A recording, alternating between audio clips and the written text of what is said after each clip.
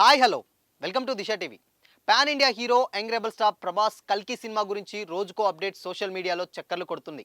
తాజాగా మరో senior actor కల్కి సెట్స్లో జాయిన్ అవుతున్నట్లు తెలుస్తుంది. మరి ఆ యాక్టర్ ఎవరంటే ఈ ఏడాది రాబోతున్న భారీ సినిమాల్లో కల్కి 2898 ఏడీ సినిమా ఒకటి. నాగశ్విన్ తెరకెక్కిస్తున్న ఈ భారీ బడ్జెట్ చిత్రంలో ప్రభాస్ ప్రధాన పాత్రలో నటిస్తున్న సంగతి కూడా తెలిసిందే. అయితే ఈ సినిమా క్యాస్టింగ్ చూసి ఆడియన్స్ అవాక్కైతున్నారు.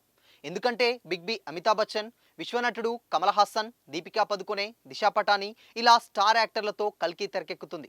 అయితే తాజాగా ఈ మూవీలో మరో సీనియర్ యాక్టర్ కూడా జాయిన్ అయినట్లు సమాచారం.